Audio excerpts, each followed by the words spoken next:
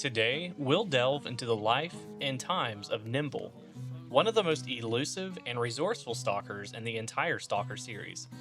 Nimble's story stretches across every main entry of the franchise: Shadow of Chernobyl, Clear Sky, Call of Pripyat, and also the recently released Stalker 2.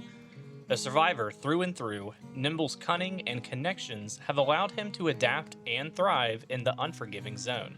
Nimble is renowned for two core talents: staying unseen and remaining useful. He's been a runner, a scout, a go-between for Sidorovich and other traders, and eventually an entrepreneur who carved out a niche of his own.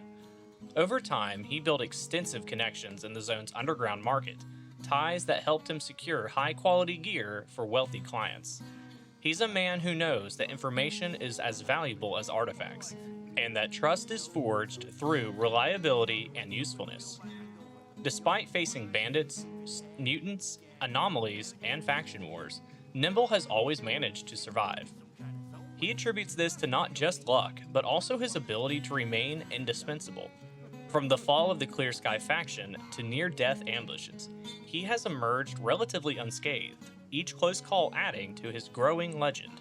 Nimble's journey can be traced through all of the Stalker titles, with each appearance shedding light on his evolving role within the zone. In Shadow of Chernobyl, Nimble is introduced as the Stalker working under Sidorovich. One mission had him tasked with retrieving valuable information from the military in Agroprom. Unfortunately, he and his companions, S.T.A.L.K.E.R and an unnamed Stalker, fell into a bandit ambush near the trailer at the bridge in the cordon. S.T.A.L.K.E.R was wounded and left for dead. Nimble, however, convinced the bandits that he knew about a hidden artifact stash, sparing his life but leaving him imprisoned at the vehicle station. At Sidorovich's request, the player, or the Marked One, rescues Nimble. After being freed from captivity, Nimble hands over a USB flash drive that contains valuable data. Out of gratitude, he reveals the location of a secret stash free of charge. Once rescued, Nimble can be found sleeping in one of the village cabins, mirroring his later habit in Clear Sky. After the mercenary assault on the rookie village, he may shift his routine, sometimes found sitting alone by a campfire or still sleeping.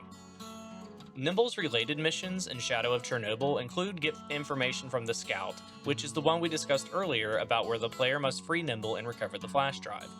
Later, Find the Perfected Suit sees Nimble asking the player to retrieve a mail jacket from a deceased bandit in the cordon, further demonstrating his resourceful nature and connections. By the events of Clear Sky, Nimble has joined the Clear Sky faction as a guide and information collector. Exhausted and in need of rest, he's often found sleeping on a chair near Lebedev's office. Here, Nimble helps Scar, the protagonist, understand the faction wars and the PDA's functionalities before Scar ventures deeper into the swamps. Nimble offers various stash coordinates in the swamps for a price. These stashes may contain valuable items like an OG-7V warhead for 2,000 rubles, a Chaser 13 shotgun for 1,500 rubles, or a USB flash disk with Viper 5 upgrade data for 800 rubles. His dialogue and available intel evolve with the progress of Clear Sky's faction war, making him an important informational asset rather than a frontline fighter. If you've made it to this point and you're not subscribed, please consider doing so, as only 2% of the people in the last month have. I'd really like to make it to 500 subs before the end of the year, so please consider subscribing. To Call of Pripyat, Nimble has moved on from simply gathering intel. Now he's a rare equipment dealer stationed in the upper levels of the Skadovsk. He specializes in top-tier gear, rare models of weapons, prototype firearms, elite suits, and equipment that can give any stalker a vital edge in the zone. Nimble can provide unique pistols like the Steppe Eagle, a modified black kite with increased handling and accuracy, or Wolfhound's signature UDP Compact. For snipers, he may offer the SVU-A, a full auto variant of the SVU Mach 2 sniper rifle owned by Max, or the Lynx, a modified SVD with greater accuracy and power. There's also the Tide, a specialized Ventores with improved stats but a lower rate of fire. According to Nimble, these weapons have storied pasts, some from failed UN expeditions and others once wielded by notorious stalkers like Wolfhound. Though Nimble insists that his goods are not salvaged from the dead or stolen, some of his inventory suggests otherwise. Despite this ambiguity, multiple characters aboard the Skadovsk vouch for Nimble's integrity. Gonta, Owl, and Kardan each provide insight. Gonta dismisses the rumors that Nimble sells stolen goods, praising his wares and prices. Owl, while acknowledging Nimble's high-quality merchandise, does not do business with him, seeing Nimble's unique approach as competition. Hardened credits Nimble with helping him establish his technician workshop, emphasizing Nimble's goodwill. In Call of Pripyat, Nimble offers a repeatable side mission called Special Order, where the player commissions unique gear. There's also the reputation scenario if the player purchases a weapon from Nimble and then shows it to Snag. Snag will accuse the player of owning stolen goods. Confronting Nimble reveals that he refutes these accusations, and the Skadovsk community largely supports him. Nimble's dialogue across Shadow of Chernobyl, Clear Sky, and Call of Pripyat helps define his personality. He's straightforward when negotiating deals, and dismissive of accusations that tarnish his reputation.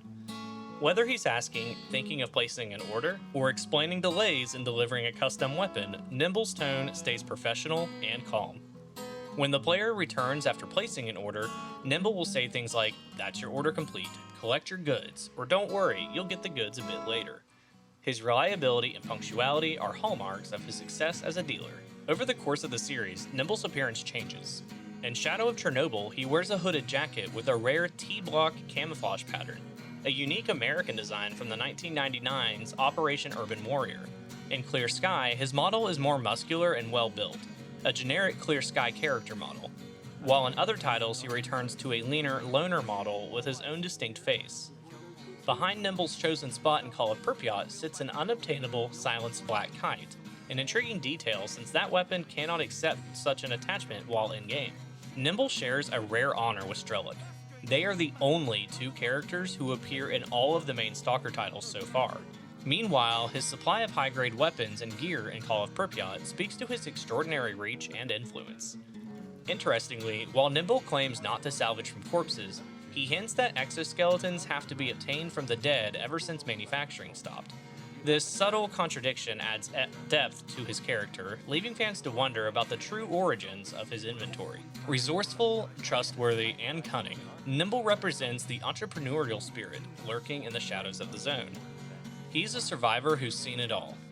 Faction wars, hostile takeovers, brutal anomalies, and emerged not just alive, but thriving. Whether as a frightened hostage in the Cordon, a weary guide in the swamps, or a prosperous arms dealer in Zaton, Nimble has proven time and again that knowledge, skill, and good connections can see you through the zone's darkest of days. As we continue to look into Stalker 2, it will be fascinating to see what new ventures and secrets Nimble brings to the table, and whether he can continue to outfox fate in the irradiated heart of the Exclusion Zone. What do you think about Nimble's character, and did you realize that he was in every single game so far? He's definitely one of the most interesting characters from the series that I've seen. Comment below if there's any other characters that you would also like to have a more deep dive into the lore and character of. Drop a like and subscribe if you haven't already. Thank you all again for watching, take care, and we'll see you in the zone.